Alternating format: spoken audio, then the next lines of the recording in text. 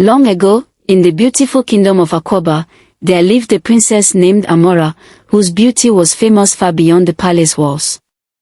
Princess Amara had sparkling eyes, graceful features, and long, beautifully braided hair decorated with golden beads. Wherever she went, people stopped to admire her. But Amara had one great weakness: she was terribly arrogant. She believed that because she was a princess, she was better than everyone else. She refused to eat food prepared by ordinary villagers. She would not walk on dusty village paths. And whenever poor people came to the palace gates, she would turn her face away. One morning, her father, King Obesai, warned her. "Amara, beauty may open a door, but only a good heart will keep it open." The princess laughed. "Father, I am a princess. People should respect me because of who I am." The king sighed but said nothing. At the edge of the kingdom lived a poor farmer named Kofi. Kofi owned only a small piece of land and an old wooden hut, but he was hardworking, generous, and kind. Every morning, he woke before sunrise to work on his farm. When his harvest was good, he shared food with widows, children, and elderly villagers who had little to eat. One year, however, a terrible drought came. The rivers became shallow. The crops began to wither, and food became scarce. The king ordered everyone in the kingdom to conserve their water. But Princess Amara continued using enormous amounts of water for her gardens, baths, and beautiful flowers. One afternoon, she decided to ride into the countryside with her servants. As she passed Kofi's farm, she saw him carrying a small basket of vegetables. She looked at his simple clothes and laughed. "Look at you. Walking like a servant under the hot sun." Kofi smiled politely. "Good afternoon, princess. You should be ashamed of living in such a tiny hut," she continued. "If I were you, I would be embarrassed." Kofi calmly replied.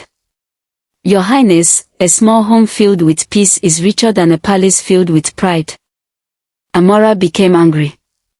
"How dare a poor farmer lecture me?" Kofi simply bowed his head. "I meant no disrespect." A few days later, Princess Amara secretly left the palace to visit a beautiful waterfall she had heard about. Unfortunately, her horse became frightened by a wild animal and ran away. Amara found herself alone in the forest. She wandered for hours, searching for a way home. The sun began to set. For the first time in her life, the princess was frightened. "I need help," she whispered. Then she saw a small light in the distance. It was Kofi's hut.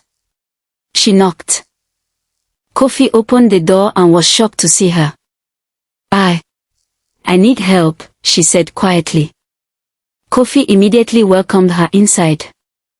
He gave her water, food, and a place to rest. Amara looked around the tiny hut. There was hardly anything inside. Yet Kofi shared everything he had without hesitation. Amara lowered her eyes. For the first time, she felt ashamed of the way she had treated him.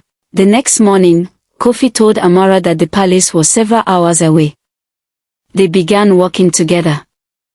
Along the way, they came across an elderly woman struggling to carry a heavy basket. Kofi immediately stopped. Amara watched silently. "You have so little," she said. "Why do you keep giving it away?" Kofi replied. "What I give with a kind heart always returns in ways money cannot buy." Those words stayed in Amara's heart. The humbled princess. When they finally reached the palace, King Obesai rushed toward his daughter. "Amara, where have you been?" The princess looked at her father and then at Kofi. "Father, I have learned something." "What have you learned?"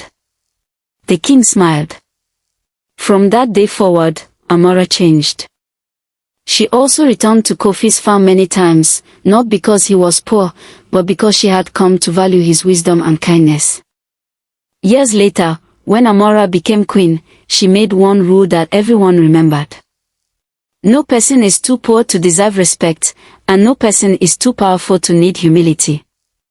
And throughout Akoba, parents told their children the story of the beautiful princess who lost her pride and discovered that the greatest treasure was a humble heart. Beauty fades, wealth can disappear, and power can be taken away, but kindness, humility, and a good heart are treasures that never lose their value.